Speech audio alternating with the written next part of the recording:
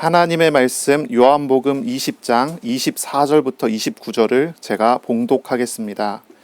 12 제자 중에 하나로서 디두모라 불리는 도마는 예수께서 오셨을 때에 함께 있지 아니한지라. 다른 제자들이 그에게 이르되 우리가 주를 보았노라 하니 도마가 이르되 내가 그의 손에 못자국을 보며 내 손가락을 그 못자국에 넣으며 내 손을 그 옆구리에 넣어 보지 않고는 믿지 아니하겠노라 하니라. 여드레를 지나서 제자들이 다시 집 안에 있을 때에 도마도 함께 있고 문들이 닫혔는데 예수께서 오사 가운데 서서 이르시되 너희에게 평강이 있을지어다 하시고 도마에게 이르시되 내 손가락을 이리 내밀어 내 손을 보고 내 손을 내밀어 내 옆구리에 넣어보라. 그리하여 믿음 없는 자가 되지 말고 믿는 자가 되라. 도마가 대답하여 이르되 나의 주님이시오 나의 하나님이시니이다. 예수께서 이르시되 너는 나를 본고로 믿느냐? 보지 못하고 믿는 자들은 복되도다 하시니라. 아멘. 오늘 말씀은 요한복음 20장 24절부터 29절입니다. 너희에게 평강이 있을지어다 라는 제목으로 우리가 함께 하나님의 말씀을 나누겠습니다. 기독교 신앙인은 부활을 믿고 이 부활을요 현재적으로 누릴 수 있어야 돼요. 우리의 부활이 먼 미래의 훗날의 이야기라고만 생각하지는 말아야 합니다.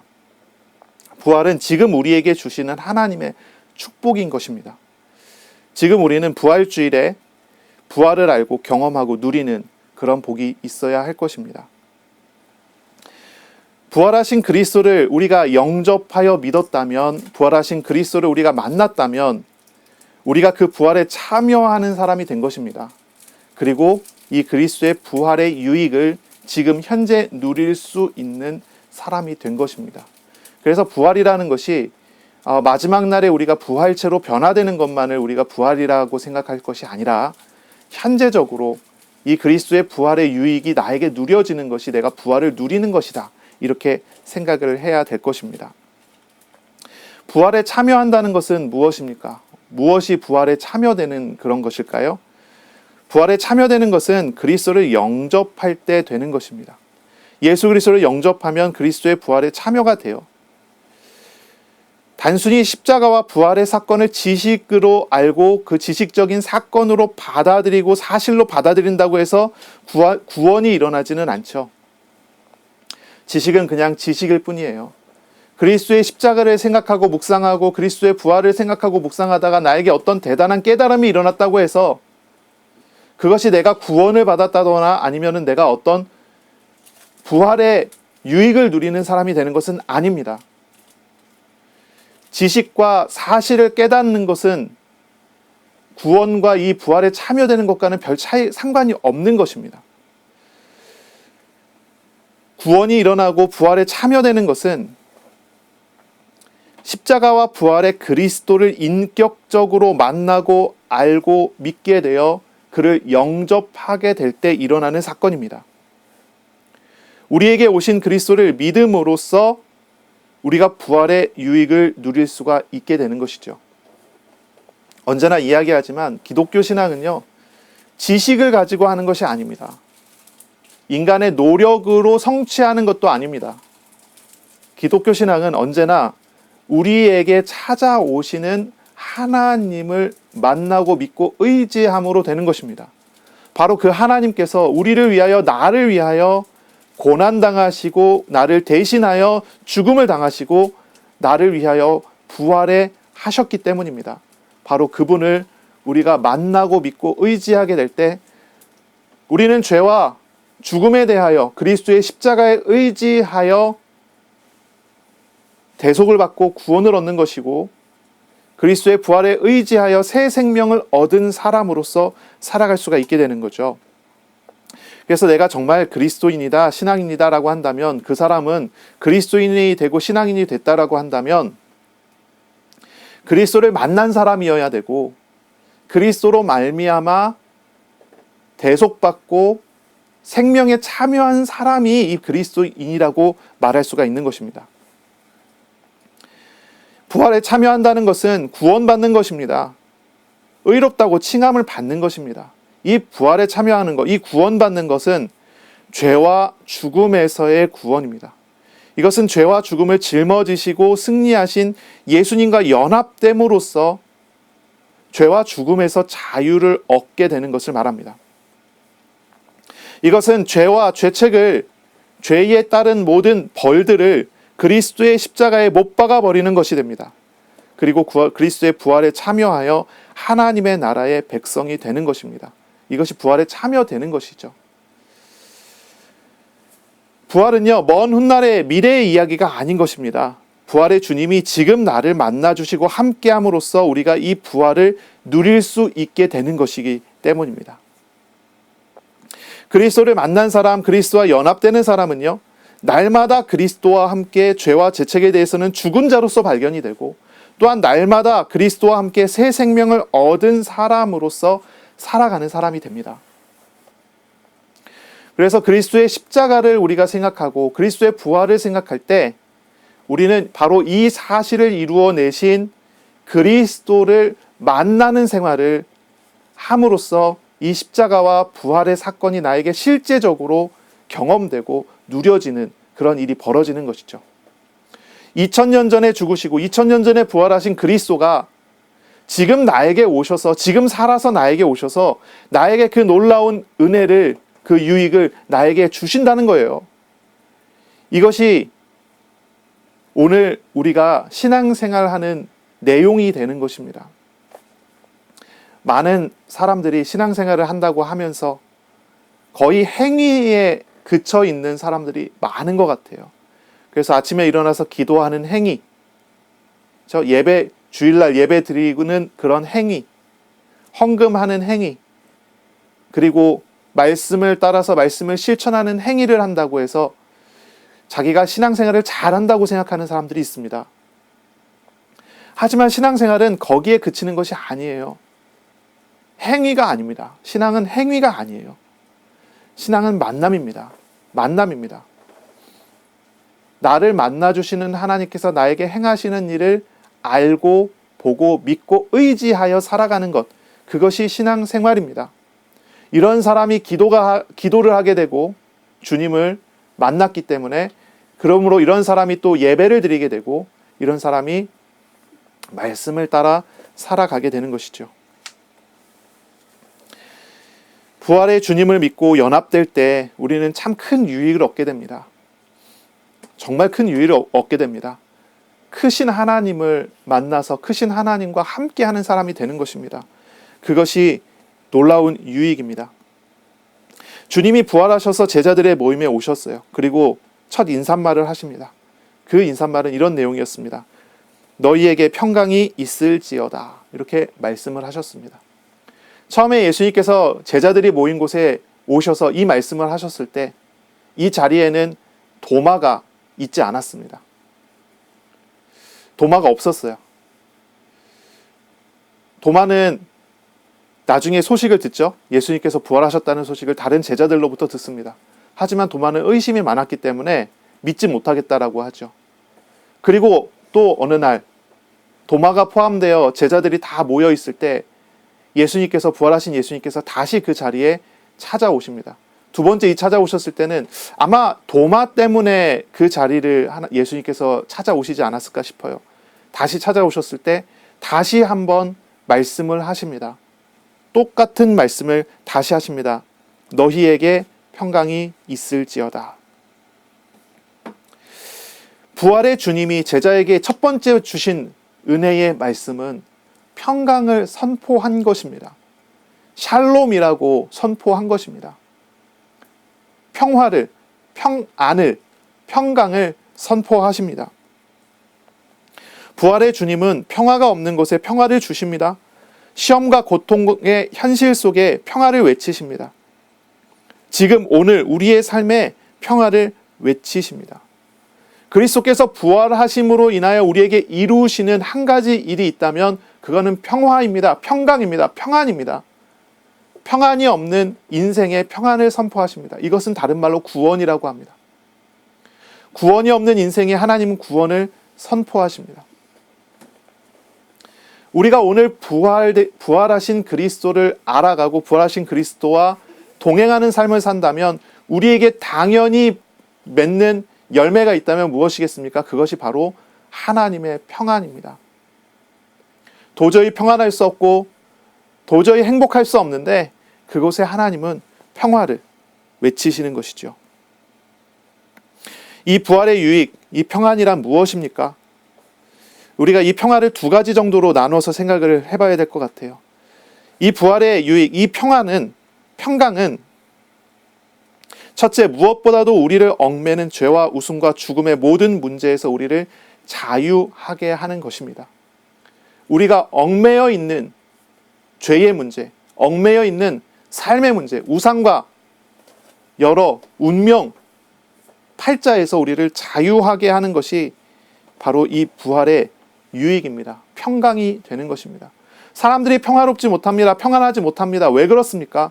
우리가 묶여서 살고 있기 때문입니다. 얽매여 살고 있기 때문입니다.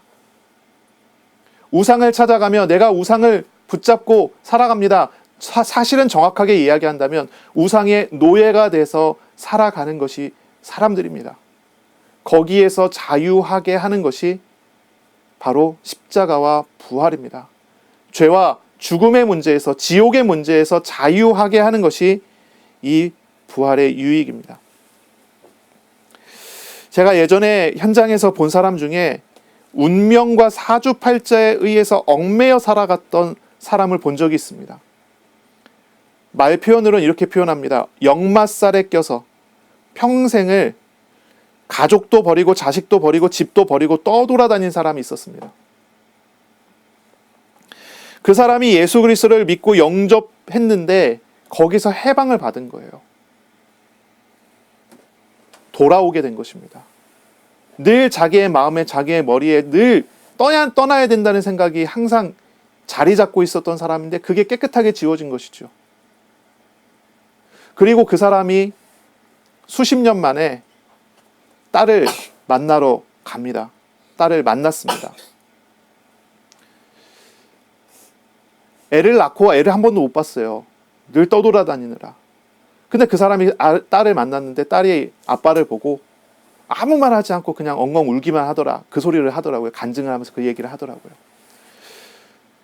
예수 그리스도를 만나서 믿는다는 게 무슨 이야기입니까? 그 사람을 얽매는 어떤 영적인 문제, 정신적인 문제, 육신적인 어떠한 죽음의 문제에서 자유하게 된다는 그런 의미입니다. 어떤 사람은 보니까 가문에 무당이 있고 자녀가 신기가 있어요. 그래서 신병이 오고 신 안 받는다고 해서 주변에 가족들이 한 명씩 병들어버리고 죽어버리고 이런 일들이 계속 오는 그런 집안이 있습니다. 그런 집안에 부활하신 그리스도께서 들어가시면 어떻게 됩니까?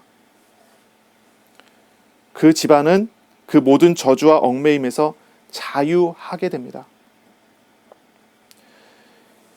이 부활의 유익이란 너무나 놀라운 것입니다. 우리를 얽매는 문제, 우리를 얽매는 모든 고통에서 자유하게 하는 비밀이 이 부활의 유익입니다. 여기에 담겨져 있는 것입니다. 죽음과 지옥의 문제, 삶의 무거운 짐들을 가지고 있는 사람들, 그 사람들이 어떻게 그런 무거운 짐들을 벗어버릴 수가 있습니까? 부활의 주님을 만날 때, 부활의 주님을 만나서 믿고 의지하면 그 모든 문제에서 해방을 얻게 됩니다. 하나님의 자녀가 되면 해방이 되는 것입니다. 두 번째, 부활에 참여할 때 얻게 되는 유익이 있습니다. 그것은 새롭게 다시 태어나는 것입니다. 하나님의 자녀로 거듭나게 되는 것입니다. 이전에는 하나님의 자녀가 아니었습니다. 죄의 종노릇 하던 사람이었습니다. 그러나 이제 예수 그리스도 부활하신 주님을 만나서 믿고 하나님의 자녀가 되는 것입니다. 주님과 연합하게 될 때 하나님 떠나 살던 과거와는 다르게 다시 태어나서 하나님의 자녀로서 하나님과 함께하는 삶을 살게 됩니다. 부활이라는 것이 무엇입니까? 죽고 다시 살아난다는 것입니다. 그리스도를 영접할 때 죄된 나를 십자가에 죽여버리게 되고 그리고 그리스도 안에서 다시 태어나는 사람이 됩니다. 그것이 부활에 참여하는 유익입니다. 니고데모라는 사람이 예수님께 찾아가서 질문을 합니다. 어떻게 구원을 받습니까? 예수님의 대답은 거듭나야 한다 말씀하십니다. 다시 태어나야 된다. 니고데모가 물어봅니다. 어머니 뱃속에 들어갔다가 다시 나와야 합니까? 거듭난다는 말이 무엇입니까? 다시 태어난다는 말이 무엇입니까? 그것이 사람에게 가능한 일입니까? 사람에게 가능하지 않습니다. 사람에게는 완전히 불가능한 이야기죠. 하지만 그리스도 안에서 우리는 다시 태어나게 됩니다. 그리스도의 십자가에 연합되고 그리스도의 부활에 연합될 때 우리는 신분상 새롭게 태어난 사람, 하나님의 자녀로 거듭나게 됩니다. 하나님의 자녀가 된다는 것은 무슨 의미입니까? 이제 하나님의 보호 속에 살게 된다는 뜻입니다. 하나님의 인도하심 속에, 하나님의 응답 속에 살아가는 사람이 된다는 것입니다. 하나님의 나라의 통치 아래 보호받는 삶을 살게 됐다는 것입니다.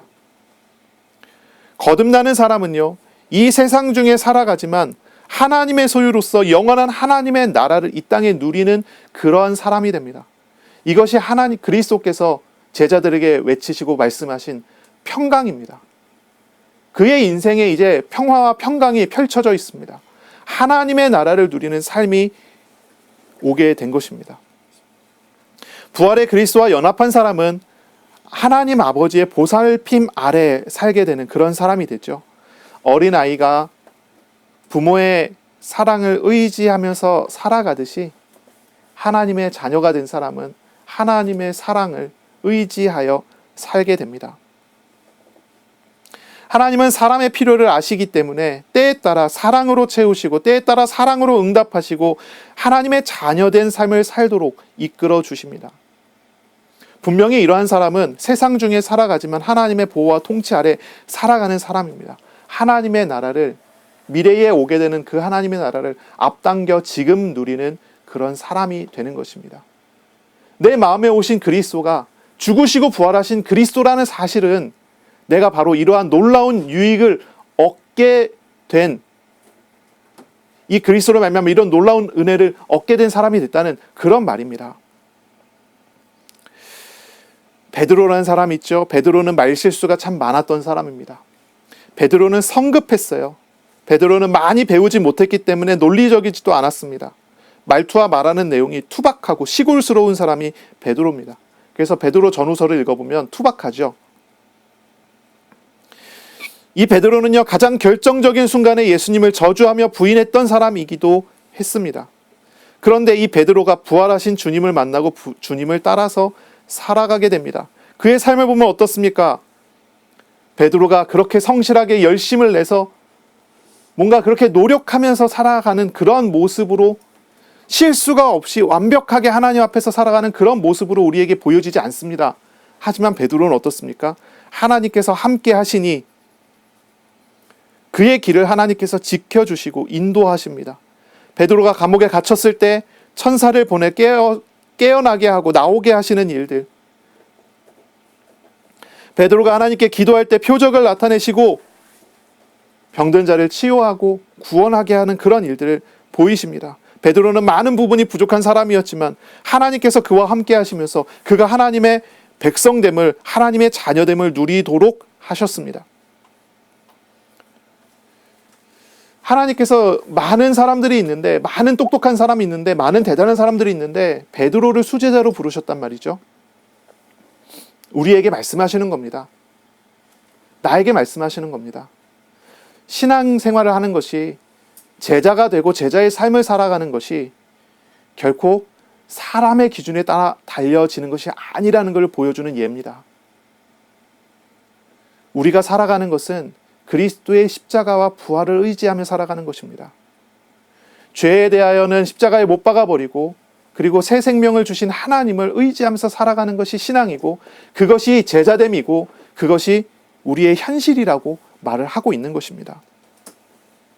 부활의 주님께서 우리에게 베푸신 평강은 정말 무엇입니까? 이 두 가지로 우리는 생각해야 합니다. 내가 가지고 있는 모든 죄와 우상과 죽음의 문제에서 나를 자유하게 하는 것입니다. 그것이 하나님께서 우리에게 주시는 평강입니다. 평화입니다. 또한 두 번째는 우리가 하나님의 자녀 되어 살아가게 하는 것입니다. 하나님 나라를 누리고 살 수 있게 됐다는 것입니다. 그것이 하나님께서 우리에게 주신 평화입니다. 지금 우리가 그리스도, 부활하신 그리스도를 만나서 동행하는 사람이라면 이것이 우리에게 와 있는 축복입니다. 우리가 얻은 축복입니다. 우리는 더 이상 과거에 얽매여지는 어떠한 문제에 얽매일 필요가 없습니다. 과거의 어떤 상처도 어떠한 우상도 우리를 얽매는 어떤 운명과 이럴 수밖에 없고 저럴 수밖에 없었던 어떤 배경과 환경에서 온 여러 가지 성격과 여러 가지 우리의 행동의 결과들이 우리에게서 죽어버렸다는 사실을 보는 것입니다. 거기에서 자유하게 됐다는 것을 보는 것입니다. 우리 주님께서 우리를 거기서 건져주셨고 이제는 우리가 과거에 얽매여 사는 사람이 아니라 새로운 사람이 됐다는 것입니다. 그것이 우리가 받은 평강이고 우리가 받은 평화입니다. 그리고 또한 우리가 하나님의 자녀로서 하나님을 의지하며 하나님의 보호 속에 살게 됐다는 것입니다. 이것이 부활의 유익이고요. 이것이 우리에게 주신 축복입니다. 이번 주간에 우리가 부활하신 주님을 만나고 알아가는 데 집중하시기를 바랍니다. 주님 안에서 구원을 누리고 주님 안에서 하나님의 자녀된 삶을 누려가는 그런 복이 있으시기를 바랍니다. 아멘.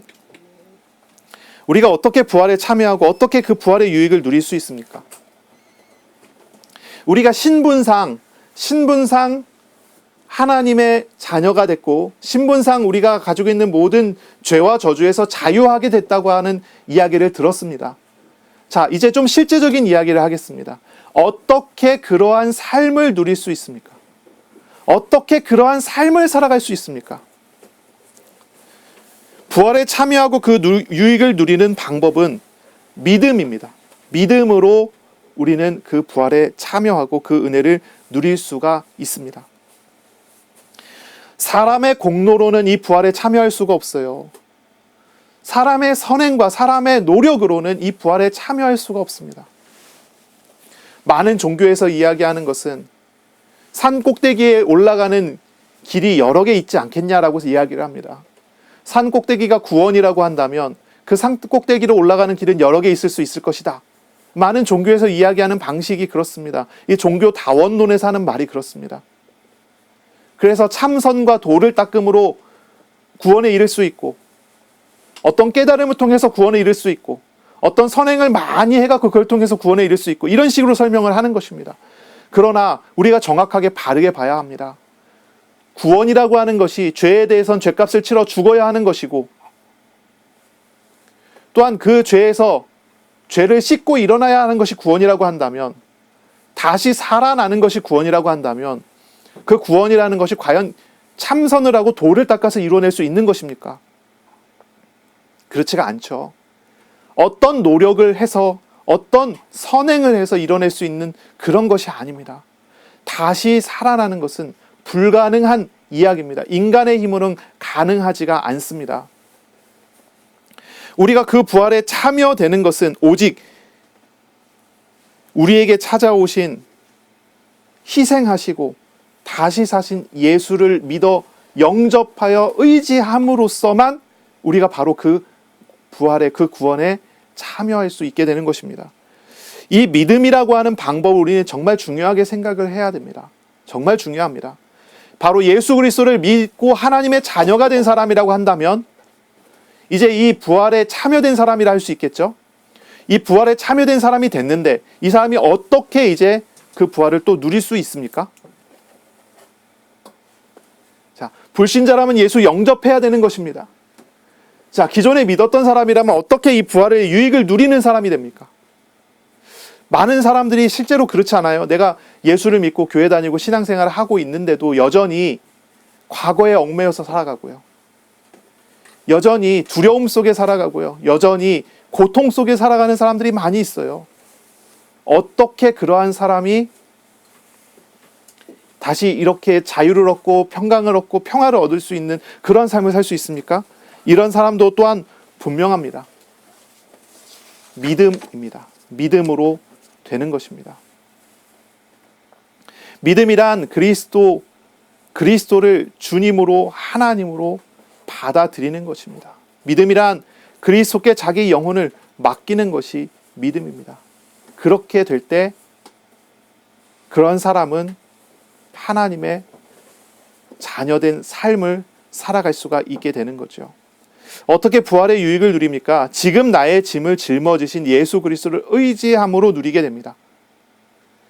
또한 나를 통치하심을 알고 믿고 의지하며 기도하며 매일매일을 살아감으로써 우리가 그 부활의 유익을 누리게 되는 것입니다. 오늘 본문에 보시면요, 이제 도마라고 하는 사람이 나오죠. 이 도마는 12제자 중에 한 사람입니다.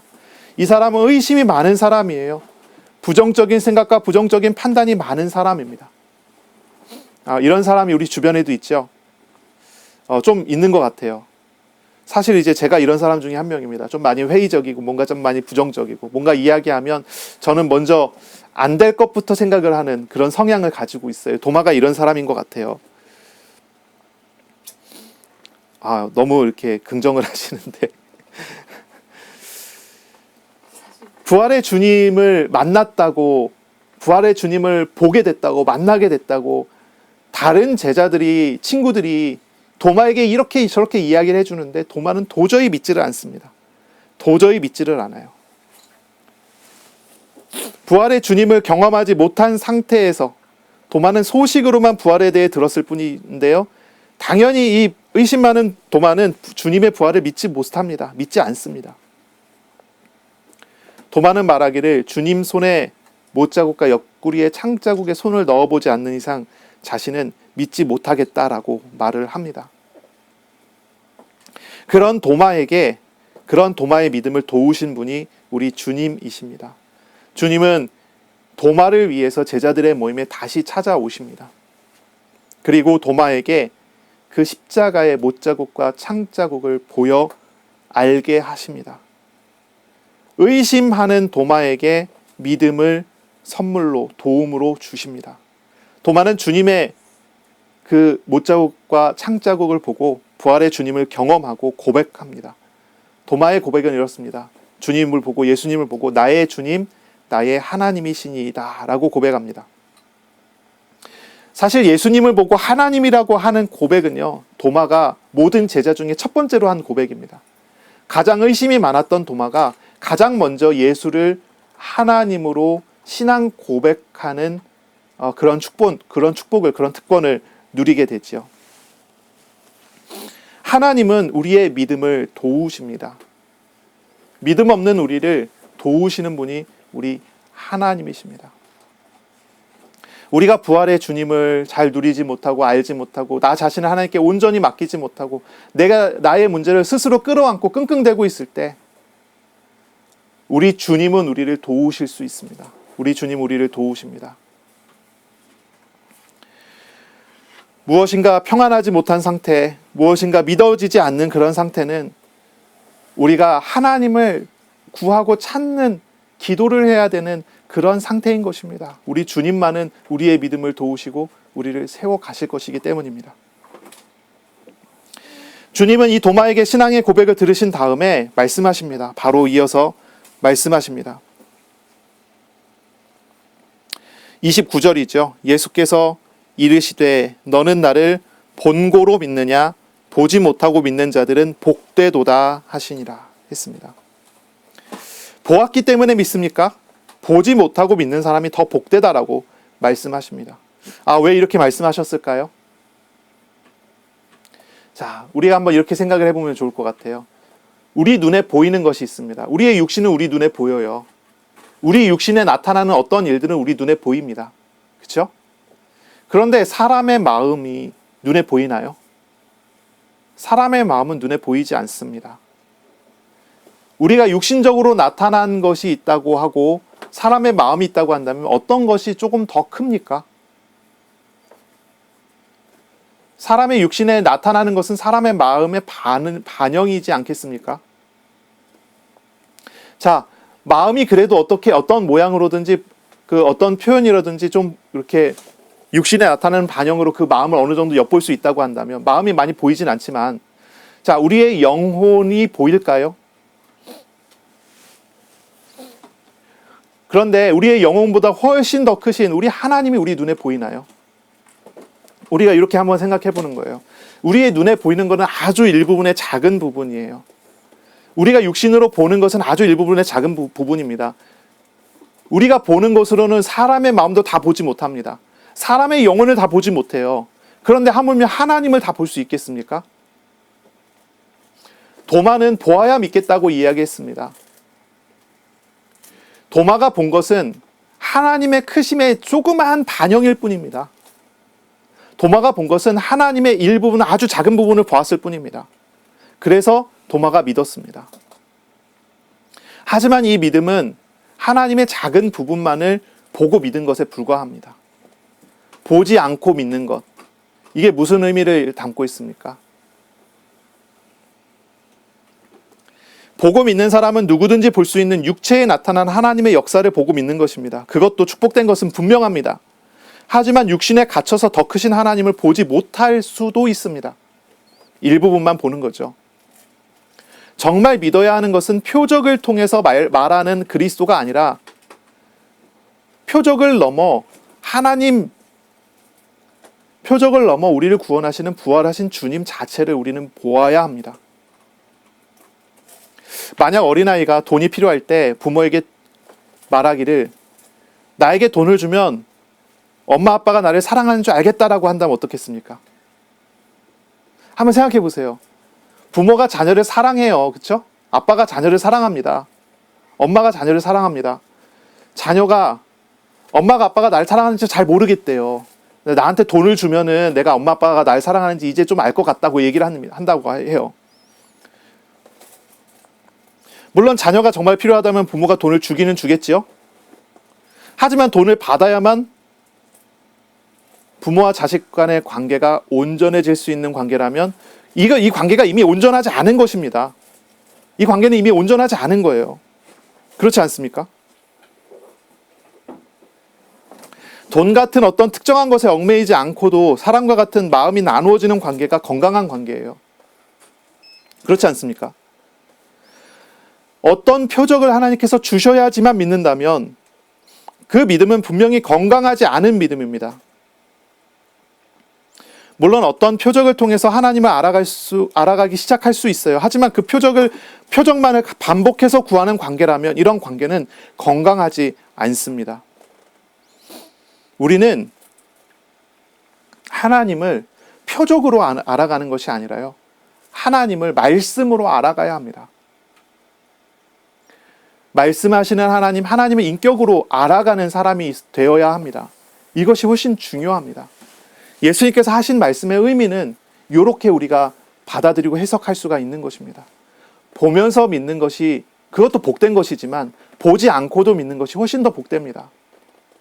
표적을 보아야지만 믿겠다라고 이야기하는 것과 그렇죠? 도마가 경험한 표적은 무엇입니까? 부활이라고 하는 표적을 본 것이잖아요. 표적을 보아야지만 믿는 것과 표적을 넘어서 하나님 그 자체를 말씀을 통해서 알아가는 것과의 차이는 큽니다. 오늘 우리는 표적을 보면서 믿는 그런 수준의 사람이 아니죠. 오늘 우리는 말씀하시는 하나님을 말씀을 통해서 만납니다. 말씀하시는 하나님이 나와 함께 하시면 현장에서 경험합니다. 그것이 우리의 삶입니다. 이렇게 믿는 사람이 복된 사람이라고 하는 것이죠. 우리는 하나님의 말씀으로 하나님과 교제하고 말씀으로 믿음이 세워져 가야 합니다. 하나님께서는 우리들이 하나님을 알 수 있게 하시는 방법으로서 성경을 주셨어요. 이 성경은요, 하나님의 자기 계시입니다. 성경을 통해서 하나님을 알게 하고 믿고 구원을 얻게 하셨습니다. 성경 말씀을 통해서 성경을 강론하는 설교를 통해서 우리는 말씀하시는 하나님을 알아가고 믿음을 배울 수가 있게 되는 것이죠. 로마서 10장 17절에 믿음은 들음에서 나며 들음은 그리스도의 말씀으로 말미암았느니라 라고 합니다.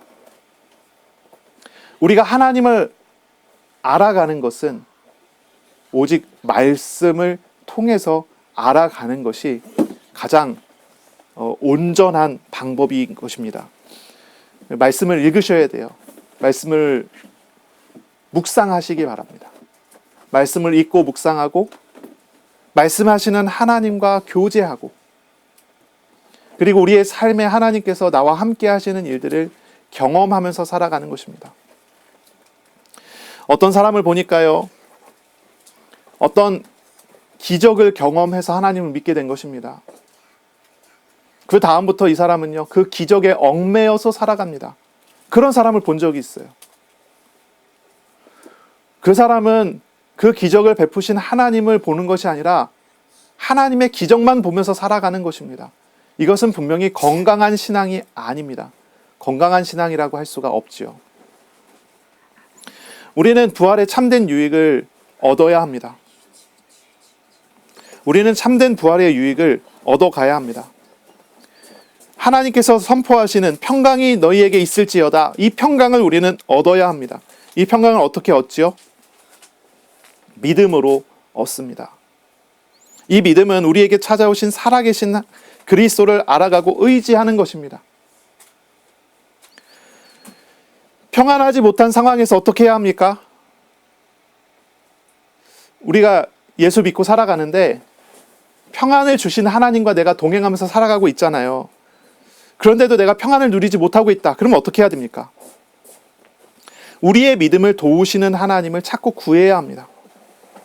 우리가 하나님을 찾고 그 도움을 요청할 때 하나님은 우리의 부족한 믿음을 도우실 것이기 때문입니다. 그래서 우리가 히브리서 11장 6절의 말씀을 알고 있습니다. 믿음이 없이는 하나님을 기쁘시게 하지 못하나니 하나님께 나아가는 자는 반드시 그가 계신 것과 또한 그가 자기를 찾는 자들에게 상 주시는 이심을 믿어야 할지니라 그랬습니다. 하나님을 찾아야죠. 그러면 하나님께서 우리의 믿음을 도우실 것입니다. 우리는 어떠한 방식으로 하나님께 나아가야 합니까? 육신적인 경험이 아니라 하나님의 말씀을 찾아 하나님께로 나아가야 할 것입니다. 하나님은 성경과 강단을 통해 말씀하시고 만나주심으로 우리의 믿음을 세우시는 하나님이십니다. 자, 이번 한 주간은 우리가 부활의 주님을 구하고 부활의 주님과 동행하는 그런 주간이 되시기를 바랍니다. 그때 우리 주님은 우리를 모든 어려움과 묶임에서 자유하게 하시고 우리에게 참 평강을 주실 것입니다.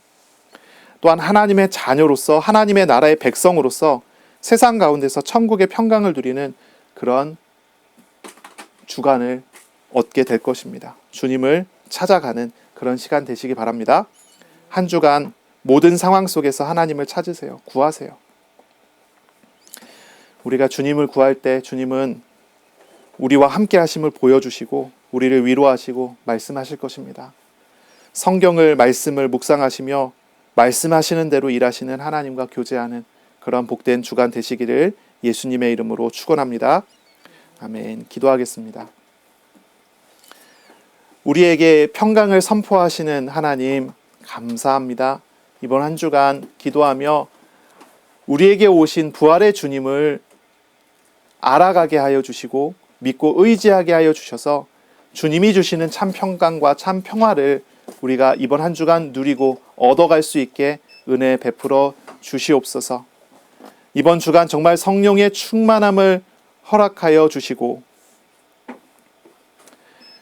우리의 믿음 없음을 도우시는 하나님을 경험하게 하여 주시고 믿음으로 세워져 영원한 저 하나님의 나라를 이 땅에서 누리는 복이 있게 인도하여 주시옵소서. 예수님의 이름으로 감사하며 기도합니다. 아멘. 우리 구주 예수 그리스도의 은혜와 하나님의 사랑하심과 성령의 교통하심이 이제로 영원까지 항상 함께 있을지어다. 아멘.